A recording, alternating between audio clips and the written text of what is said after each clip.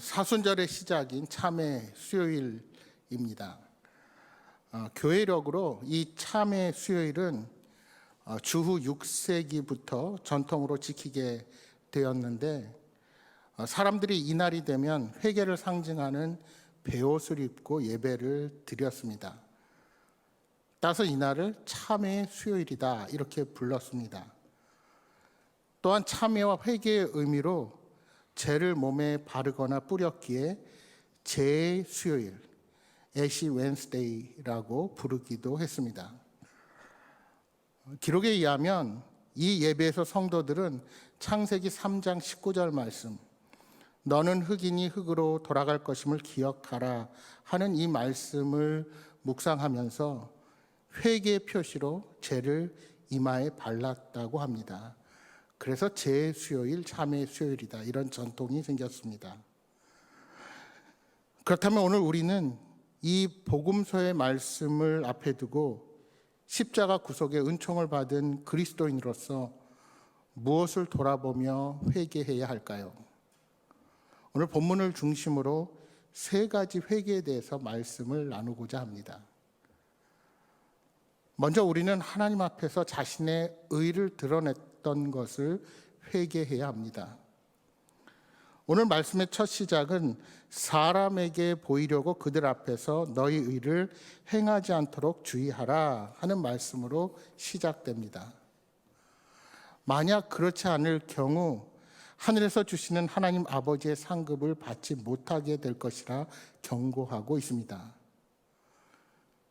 더불어 오늘 말씀의 시작이 의라는 주제로 시작된 것은 당시 유대인들이 의를 이루는 가장 중요한 방법으로 구제와 기도와 금식이 세 가지를 여겼습니다.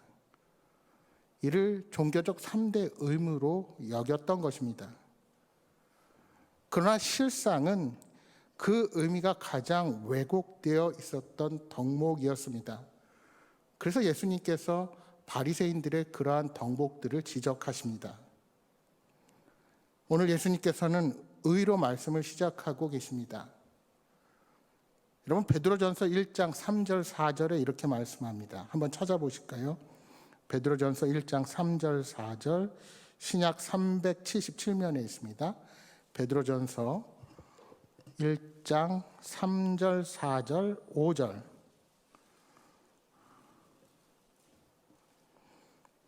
찾으셨으면 천천히 한 목소리로 함께 읽어보겠습니다.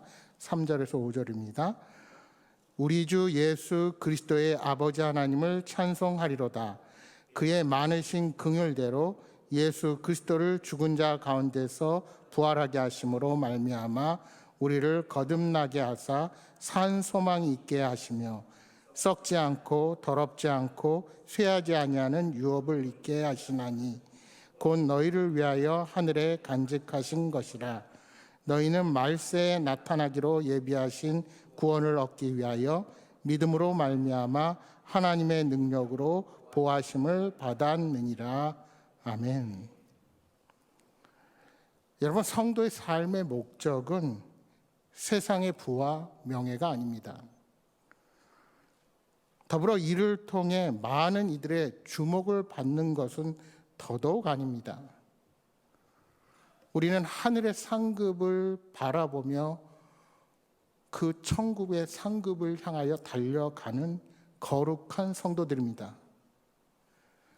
따라서 이 세상에서 고단한 삶을 살아도 절망하거나 좌절에 빠져서 그렇게 살아가는 것이 아니라 우리가 어떠한 삶의 상황 속에서 어떤 고난과 삶의 여러 가지 가치를 잊어버릴지라도 좌절이나 낙심에 빠져 있지 않는 것은 오늘 베드로전서 1장이 말하는 것처럼 산 소망이 우리에게 있기 때문입니다. 여러분, 우리가 얻고자 하는 상금은 잠시 잠깐의 세상에 썩어질 것들이 아닙니다. 그러므로 우리가 사람들에게 보이려고 행하는 의와 이를 통해 얻게 되는 칭찬과 환호와 갈채를 바란다면 그 사람은 하늘의 상급을 받을 자격이 없습니다. 왜냐하면 본문 말씀처럼 그런 마음을 품는 사람이라면 이미 자신의 목적대로 상급을 받았기 때문입니다. 특별히 오늘 첫 덕목으로 언급되는 구제를 통해서 우리의 모습을 잘 돌아볼 수 있어야 합니다. 2절 말씀을 다시 보십시오. 본문 마태복음 6장으로 돌아오셔서 2절에 이렇게 말씀합니다. 그러므로 구제할 때 외식하는 자가 사람에게서 영광을 받으려고 회당과 거리에서 하는 것 같이 너희 앞에 나팔을 불지 말라. 진실로 너희에게 이르노니 그들은 자기 상을 이미 받았느니라. 여러분, 하나님께서는 구약 시대부터 이 구제를 강조하셨습니다. 신명기 15장 7절 8절에 이렇게 말씀합니다. 내 하나님 여호와께서 내게 주신 땅 어느 성읍에서든지 가난한 형제가 너와 함께 거주하거든 그 가난한 형제에게 내 마음을 완악하게 하지 말며 내 손을 움켜쥐지 말고 반드시 내 손을 그에게 펴서 그에게 필요한 대로 쓸 것을 넉넉히 구워주라. 마음을 완악하게 하지 말라. 내 손을 움켜쥐지 말라. 손을 그에게 펴서 필요한 대로 쓸 것을 넉넉히 구워주라. 하나님은 명령하셨습니다. 그리고 이러한 명령은 예수님의 명령으로 이어졌습니다. 그래서 마태복음 5장 42절에 예수님께서 이렇게 말씀하십니다. 내게 구하는 자에게 주며 내게 꾸고자 하는 자에게 거절하지 말라. 또한 그 명령은 사도들에게까지 이어집니다. 디모데전서 6장 18절에 말씀합니다. 선을 행하고 선한 사업을 많이 하고 나누어 주기를 좋아하며 너그러운 자가 되게 하라. 하지만 이렇게 강조를 해도 이 땅의 많은 그리스도인들이 이 구제의 사명을 온전하게 감당하지 못했습니다. 그것이 우리들의 현실이요 또한 한국교회의 현실이기도 합니다. 우리는 그렇게 나약한 죄인들입니다. 또한 구제 사업을 펼쳤을지라도 은밀하게 행했던 적이 얼마나 있었습니까? 오늘 본문에 외식하는 자는 헬라어의 원어적 의미로 살피면 원래 연극 배우를 뜻하는 단어였습니다. 여러분, 배우는 자신이 아닌 어떤 사람을 가장하고 행동을 하지요. 그러니까 진실한 행동이 아니라 겉으로만 그 사람의 행동을 하는 것, 주님은 그렇게 외식하는 자라고 말씀하시는 것입니다. 따라서 본문에 외식하는 자는 사람에 대한 연민과 긍휼에서 그를 구제하는 것이 아니라 다른 사람에게 내가 영광을 얻으려고 외관상으로만 선행을 하는 사람을 나타내는 말입니다. 예수님 당시에 많은 종교 지도자들과 바리새인과 서기관들이 그렇게 행동한 것입니다. 그래서 주님께서는 그들의 행동을 보시고 외식하는 자들이라고 말씀하시는 것입니다. 계속해서 3절 4절에 말씀하십니다. 너는 구제할 때 오른손이 하는 것을 왼손이 모르게 하여 내 구제함을 은밀하게 하라. 은밀한 중에 보시는 너희 아버지께서 갚으시리라. 여러분, 어떻게 오른손이 하는 것을 왼손이 모르게 할 수 있습니까? 이 말씀은 사실 완전한 과장법이라 할 수 있습니다. 말하자면 거칠의 완전한 배제를 강조하기 위한 말입니다. 여러분, 사실 오늘날 우리가 행하는 여러 자선 기부만 하더라도 그 액수를 공식적으로는 비밀로 할 수 있지만 알고자 하면 모를 수가 없습니다. 왜냐하면 법상으로 세무당국은 그 정확한 기록을 보존하게끔 하죠. 그리고 액수가 커지면 커질수록 세금도 많지만 그 액수가 얼마인지를 정확히 해야 합니다. 요즘 우리 연초에서 교회도 마찬가지 아닙니까? 연말에 기부금 영수증 신청을 하고 헌금의 명단을 그렇게 정리하는 이유가 바로 여기에 있습니다. 결국 중요한 것은 하나님께 드리는 동기와 다른 사람에게 베푸는 동기가 순수해야 한다는데 이 예수님의 뜻이 있습니다. 남에게 나타내지 아니하고 은밀하게 드리는 것, 그것이 바로 우리 주님이 우리에게 원하시는 바른 태도입니다. 남을 의식해서가 아니라 진정으로 돕고자 하는 사람을 긍휼과 연민으로 바라보는 태도를 바라시는 것입니다. 그러면 왜 우리 주님께서 이렇게 과장법을 쓰시면서까지 은밀하게 드리는 것을 강조하실까요? 그것은 바로 우리가 하나님의 청지기이기 때문입니다. 여러분, 우리는 우리가 가진 관대함에 대해서 교만해져서는 안 됩니다. 내가 다른 사람을 도우면서 어떠한 영광을 바라지 말 것은 이미 우리가 하나님으로부터 아무런 조건 없이 거저 은혜 받은 자들이기 때문입니다. 여러분, 구제하면서 이것을 천국에 들어가는 공로로 여기지 마십시오. 여러분, 내가 베풀 수 있는 능력이 있는 것도 결국은 하나님께서 내게 도울 수 있는 재물을 잠시 맡겨주셨기 때문입니다. 여러분, 그래서 여러분 기도하는 동기가 중요합니다. 제가 요즘 연초에서 여러분 낸 기도 제목을 놓으면, 내가 사업이 잘 되고 정말 많이 버는 것이 나의 이익이 아니라 내가 많이 벌어야 주님께 많이 드릴 수 있습니다라는 사명감을 가지고 기도하는 분들이 있습니다. 남에게 나타나려고 하는 것이 아닙니다. 근데 우리는 어떻게 합니까? 저 사람 냈다고 시기하고, 저럴 거면 몰래 내지. 본인은 몰래 왜 못 냅니까? 남을 보고 이야기하는 것이 아니라 내가 드릴 때 하나님을 향한 나의 태도가 어떠한가가 정말 중요합니다. 왜요? 우리는 그렇게 하나님의 부름을 받은 청지기들이기 때문입니다. 내 것이 아니라 잠시 내게 맡겨주신 것입니다. 자신을 나타내고 미리 상을 받으려다가 나중에 하나님 앞에 서지 마시고 은밀하게 겸손함으로 주 앞에 서시는 여러분 모두가 되시기를 소망합니다. 주님의 때 은밀한 중에 보시는 하나님 아버지께서 풍성하게 예비하신 상을 여러분에게 허락해 주실 것입니다. 따라서 우리는 하늘의 상급을 기대하며 각자의 자리에서 다른 사람의 이목에 상관없이 하나님의 성과 의를 행하는 자들이 되어야 합니다. 오늘 우리가 내 삶 가운데 하나님보다 나를 더 드러낸 적은 없었는지 돌아보고 회개함으로 주 앞에 서시는 여러분 모두가 되시기를 바랍니다.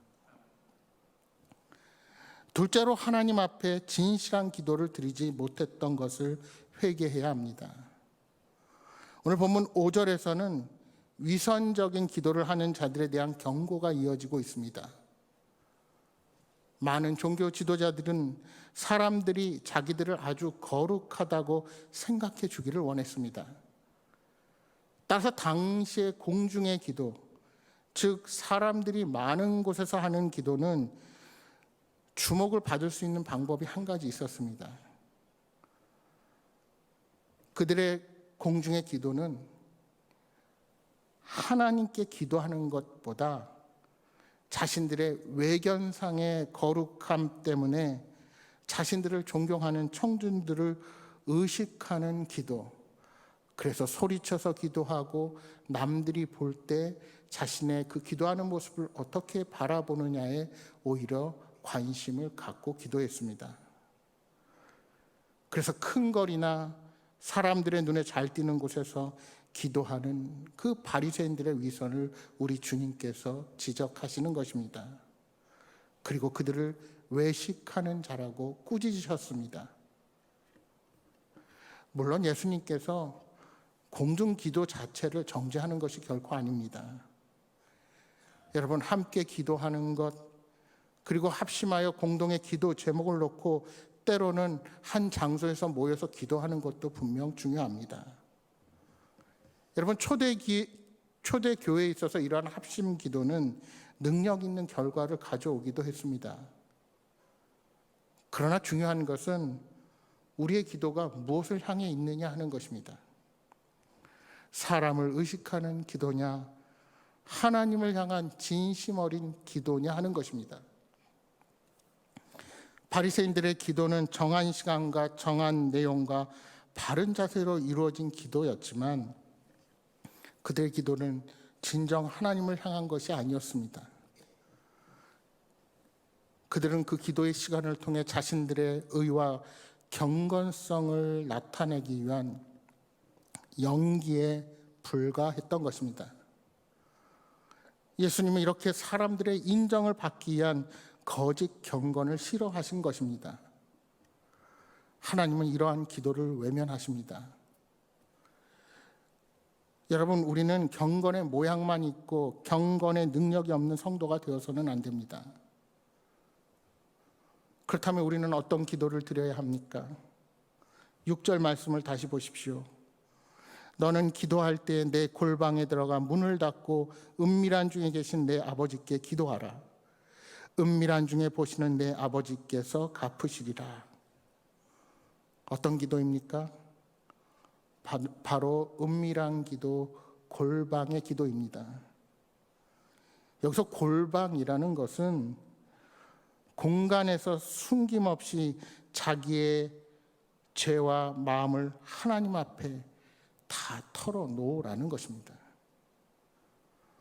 이 골방은 그 어떤 사람도 의식하지 않고 오로지 하나님 앞에서 자신의 감정을 표현하고 조용한 가운데 하나님의 응답에 귀 기울일 수 있는 장소가 골방입니다. 그 어느 누구의 방해도 받지 않는 하나님과 나만의 시간, 또 나만의 장소가 있어야 합니다. 여러분, 그 골방은 사람에 따라 다 다릅니다. 어떤 사람은 새벽 기도 이후에 홀로 기도하는 시간이 될 수도 있습니다. 그 골방이 자고 일어나는 침대가 될 수도 있고, 직장에 일찍 출근해서 정상적인 업무에 들어가기 전에 내 업무의 자리가 될 수도 있습니다. 중요한 것은 오직 하나님과 나만이 존재하는 그런 은밀한 시간과 장소에서 그분과 온전히 교제하는 것입니다. 여러분, 우리에게 왜 이런 골방이 필요합니까? 그곳에서는 아무도 의식하지 않고 나와 하나님만의 진실한 교제가 가능하기 때문입니다. 그곳에서 나의 세밀한 부분까지도 다 허심탄회하게 아뢰 수가 있기 때문입니다. 이러한 진실한 기도 안에 하나님을 향한 간절한 사모함이 깃들기 마련입니다. 오늘 우리는 하나님 앞에 어떤 기도를 드리고 계십니까? 비록 바리새인처럼 거리 한복판에서 연기와 같은 보여주는 기도를 하고 있지는 않겠지만, 혹시 신앙의 연륜을 자랑하는 기도, 경건의 연륜만을, 또한 모양만을 추구하는 그런 기도를 내가 하고 있는 것은 아닌지 늘 우리 자신을 살필 수 있어야 합니다. 여러분, 기도는 단순히 내 소원과 소망만을 주께 간구하는 것이 결코 아닙니다. 우리는 기도를 통하여 하나님의 마음을 더욱 알아가는 자들이 됐을 때 우리의 기도는 더욱 성숙한 기도가 됩니다. 때로는 아무리 간절히 기도하고 간구해도 응답이 오지 않을 때 우리는 잠시 그 기도를 멈추고 아버지 하나님의 음성에 귀를 기울여야 합니다. 말씀을 통해, 또한 침묵을 통해 내가 주님께 쏟아놓는 시간뿐만이 아니라 잠잠히 듣는 시간이 분명 필요합니다. 내 욕심과 이기심은 없는지, 아버지 하나님이 원하시는 길로 나는 향하고 있는지 먼저 돌아보아야 합니다. 그리고 주께서 싫어하는 일이면 즉시 돌이키십시오. 나는 하나님이 기뻐하지 않는 길로 가면서 아버지 하나님이 움직여 주시기를 원해서야 되겠습니까? 아버지와의 바른 사귐이 없으면서 어떻게 내 기도가 응답되기를 바라겠습니까? 우리가 갓난아이라면 우리의 기도가 좀 터무니없어도 하나님이 들어주실 것입니다. 그러나 성숙한 자녀에게 계속해서 그렇게 떼쓰는 기도만 들어주신다면 그 하나님은 우리를 위하시는 분이 결코 아닙니다. 오늘 우리의 기도가 하나님과 진실한 교제인지 돌아보고 회개하는 저와 여러분이 되기를 소망합니다. 요한일서 1장 7절 이하 10절에 이렇게 말씀합니다.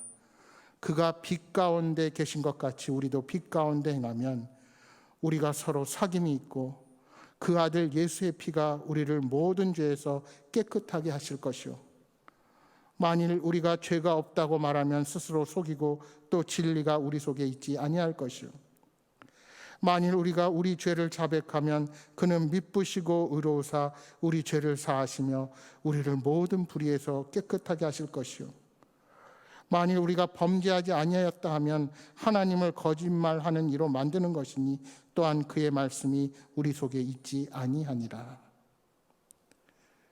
여러분, 기도의 시작은 내 자신을 돌아보는 것입니다. 크게 부르짖기 전에 날마다 우리의 죄악과 연약함을 주 앞에 고백하고 진실한 모습으로 주 앞에 나아가기를 소망합니다. 마지막으로 하나님 앞에서 잘못된 금식을 행했던 것을 회개해야 합니다. 본문 16절 이하 18절입니다. 금식할 때 너희는 외식하는 자들과 같이 슬픈 기색을 보이지 말라. 그들은 금식하는 것을 사람에게 보이려고 얼굴을 흉하게 하느니라. 내가 진실로 너희에게 이르노니 그들은 자기 상을 이미 받았느니라. 너는 금식할 때 머리에 기름을 바르고 얼굴을 씻으라. 이는 금식하는 자로 사람에게 보이지 않고 오직 은밀한 중에 계신 내 아버지께 보이게 하려 함이라. 은밀한 중에 보시는 내 아버지께서 갚으시리라. 기도와 더불어 예수님은 금식에 대한 또 다른 경고를 하십니다.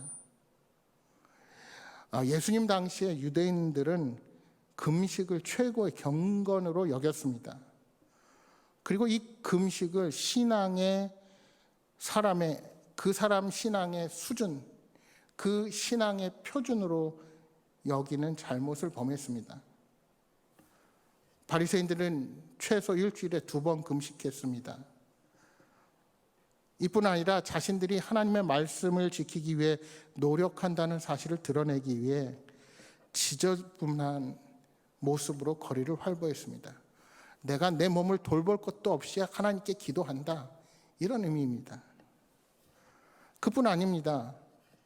예수님께 찾아와서는 왜 예수님과 당신의 제자들은 예수님처럼 금식하지 않느냐고 따지기도 했습니다. 그렇다면 여러분, 성경이 말하는 금식이 무엇일까요? 우리 한번 찾아보겠습니다. 구약성경 이사야서 58장 3절부터 7절 말씀 보도록 하겠습니다. 구약성경 제가 가진 성경으로 1039면입니다. 1039면 이사야서 58장 3절에서 7절 1039면 58장 3절에서 7절 말씀을 저와 여러분이 한 절씩 교독하시고 7절 합독하겠습니다. 우리가 금식하되 어찌하여 주께서 보지 아니하시오며 우리가 마음을 괴롭게 하되 어찌하여 주께서 알아주지 아니하시나이까. 보라, 너희가 금식하는 날에 오락을 구하며 온갖 일을 시키는도다.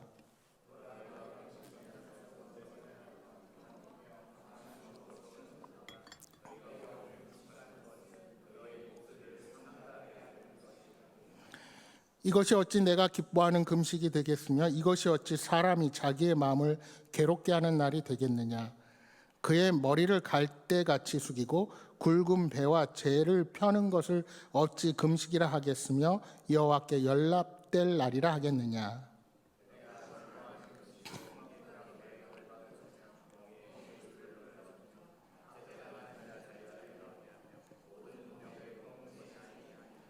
함께 읽겠습니다.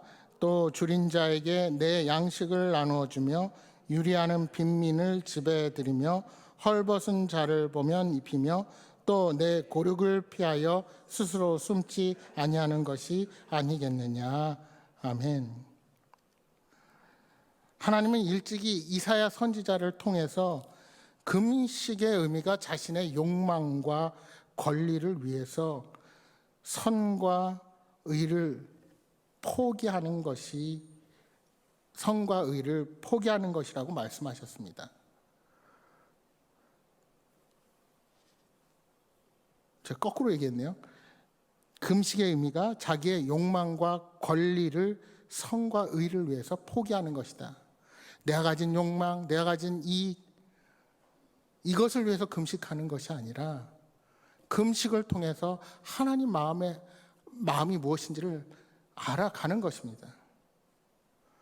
따라서 금식은 자신의 모든 욕심과 이기심을 억제하고 하나님께 지은 죄를 회개하고 더욱더 영적인 생활에 집중하기 위해서 하는 것입니다. 따라서 하나님께서 기뻐하시는 금식은 내가 아니라 다른 사람을 돌아보는 것입니다. 하나님의 마음을 품으면 우리는 금식의 훈련을 통해 우리의 사랑이 필요한 것으로 우리의 시선을 돌리게 되어 있습니다. 그런데 문제는 우리는 그 금식을 통해 내 자신의 의를 드러내려고 한다는 것입니다. 여러분, 금식이라는 이 금식 단어가 영어로 뭘까요? 굶는다. 패스트죠. 패스트에 또 어떤 뜻이 있습니까? 빠르다는 동사의 의미를 담고 있습니다. 그런데 사실 금식을 하게 되면 패스트의 반대인 슬로우의 삶을 살아야 합니다.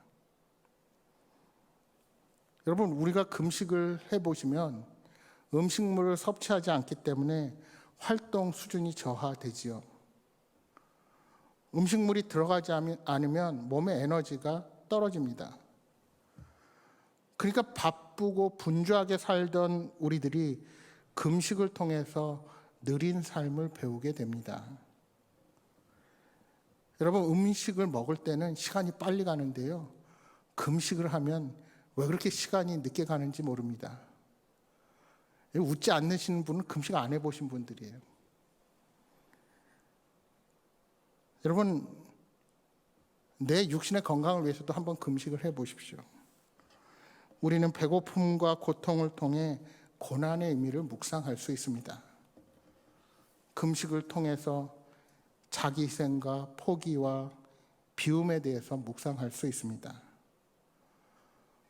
또한 금식을 통해서 한 끼 두 끼 아낀 돈으로 가난한 자들의 양식을 공급할 수 있습니다. 우리가 하나님의 마음으로 그리고 예수님의 십자가의 의미를 생각하며 기도하는 마음으로 금식한다면 금식은 우리에게 참으로 많은 생각을 하게 해주고 좋은 영적인 훈련이 될 수 있습니다. 그런데 그것이 내 자신의 의를 나타내는 것이 되어서는 안 된다는 것입니다. 따라서 우리는 금식보다 더 중요한 것은 내가 하나님의 마음을 품는 것입니다. 저는 이 바쁜 현대 사회의 경우 음식을 끊는 금식뿐만 아니라 자신이 좋아하는 것을 금지함으로써 더욱 하나님의 마음을 알아갈 수 있다 생각이 듭니다. 아마 그것이 또 다른 금식의 훈련이 될 수 있을 것입니다. 가령 예를 들어서 미디어 금식을 한다. 우리가 사순절 기간을 통해서 내가 좋아하는 드라마나 영화나 또는 스마트폰의 SNS를 일정 기간 보지 않는 것. 또한 내가 너무나도 좋아하는 음식, 이런 음식을 이 기간 동안 먹지 않는 것. 사실 우리 초대교회를 비롯해서 중세사회의 금식의 의미는 아예 음식을 끊는 것이 아니라 고기를 먹지 않는 것, 소세지를 먹지 않는 것, 여기에 집중되어 있었습니다. 뭐냐 하면 아예 굶어가면서 내가 언제 밥을 먹을까? 그 라마단에 이슬람 사람들 그렇지 않습니까? 하루 종일 굶었다가 자는 시간에 자지 않고 밤에 막 허겁지겁 먹는 것, 그걸 과연 그게 무슨 의미가 있을까 생각을 해보게 됩니다. 그래서 그것보다는 내가 평소에 내 자신을 억제하지 못하고 조절하지 못하는 부분들을 그 사순절 기간에 금함으로써 오히려 우리는 더욱 영적인 훈련을 할 수 있습니다. 내가 남에게 보여주려는 것이 아니라 내가 그것을 통해서 하나님께 더욱 다가갈 수가 있는 것입니다. 따라서 더 하나님을 사랑하고 그 마음을 더 알기 위해서는 이러한 또 다른 모습의 금식, 내가 좋아하는 것을 절제하는 것도 우리 신앙에 필요합니다. 여러분, 남에게 보이려고 슬픈 기색을 띠는 바리새인의 모습이 되어서는 안 됩니다. 다른 사람에게 나의 그런 영적인 훈련을 자랑하지도 마십시오. 오직 은밀한 중에 계신 우리 아버지께만 보이도록 금식하며 기도하시기 바랍니다. 결국 오늘 예수님께서 말씀하신 세 가지 덕목인 구제와 기도와 금식, 이 세 가지는 모두 하나님을 사랑하는 동기로 행해져야 한다는 것입니다. 우리의 신앙의 자리에서 나의 의를 위해 이 덕목을 사용하는 것은 아니었는지 우리는 돌아보아야 합니다. 이제 사순절의 기간이 시작되었습니다. 이 기간 우리에게 필요한 것은 십자가 앞에서 의로운 생활을 영위하는 것이 아닙니다. 우리는 회개를 통해 죄를 버리고 아무 조건 없이 우리에게 구원을 베풀어 주신 주님의 그 크신 은혜에 감사하고 감격하며 복음의 의미를 되새기는 기간이 되어야 할 것입니다. 그리고 영적인 훈련을 통해 우리의 삶의 자리에서 참된 구제와 참된 기도, 참된 금식이 이루어지기를 소망합니다. 마지막으로 이 사순절 기간 우리가 힘써야 할 것이 무엇인지 오늘 본문의 마지막 세 절을 통해서 보고자 합니다. 6장 19절 이하 21절, 우리 조금 길지만 다시 한번 한 목소리로 보겠습니다. 19절에서 21절 같이 읽겠습니다. 너희를 위하여 보물을 땅에 쌓아두지 말라. 거기는 종과 동록이 해하며 도둑이 구멍을 뚫고 도둑질하느니라. 좀이나 등록이 해하지 못하며 도둑이 구멍을 뚫지도 못하고 도둑질도 못하느니라. 내 보물이 있는 그곳에는 내 마음도 있느니라. 아멘. 여기서 보물은 1차적으로 우리가 중요하게 여기는 돈이나 재산이라 할 수 있을 것입니다. 그러나 그뿐 아니라 우리가 세상을 살아가는 데 있어서 중요하게 생각하는 모든 것들이 여기에 해당할 것입니다. 어떤 사람은 자신의 집, 어떤 사람은 자신의 자동차, 어떤 사람은 자녀들을 거의 우상 숭배 수준으로 귀하게 여깁니다. 그런데 그러한 보물들은 결국 다 땅에 쌓아둘 수밖에 없는 것들입니다. 아무리 내가 중요하게 여겨도 나의 이 땅의 삶이 끝난다면 모두 허무하게 내려놓아야 하는 것입니다. 그러면 보물을 하늘에 쌓아두라는 것은 무슨 뜻입니까? 우리가 빼앗기지 않을 것, 영원한 가치를 위해 하늘에 쌓아야 할 보물이 있다는 것입니다. 그래서 21절에 말씀하시기를 내 보물이 있는 그곳에 내 마음이 있다고 하시는 겁니다. 결국 말씀의 중요성을 이야기하고 있는 것입니다. 이사야서 40장 6절이야 8절에 이렇게 말씀합니다. 말하는 자의 소리여 이르되 외치라. 대답하되 내가 무엇이라 외치리이까. 이르되 모든 육체는 풀이요 그의 모든 아름다움은 들의 꽃과 같으니 푸른 마르고 꽃은 시듬은 여호와의 기운이 그 위에 붐이라. 이 백성은 실로 풀이로다. 푸른 마르고 꽃은 시드나 우리 하나님의 말씀은 영원히 서리라 하라. 그렇습니다. 결국 우리 모두는 내 육신의 삶을 다하는 날 이 땅의 모든 것을 내려놓고 주님 앞에 서야 합니다. 그때 내가 가지고 자랑했던 세상의 모든 것이 다 소용이 없습니다. 오직 하나님과 함께한 모든 것만이 가치 있는 것으로 기억되게 될 것입니다. 바라기는 이 사순절 기간 그 예수 그리스도의 우리를 향한 그 십자가의 은혜와 사랑을 묵상하시기 바랍니다. 그분을 더욱 닮아가고자 하고 그분이 우리에게 베푸신 그 구원의 은혜를 우리도 전하며 살아가는 복된 기간이 되기를 소망합니다. 사랑하는 여러분, 우리가 그렇게 하나님의 마음을 품고 서 있는 현장이 어디든지 하나님을 기쁘시게 하는 복된 사순절이 되시기를 주님의 이름으로 축복합니다.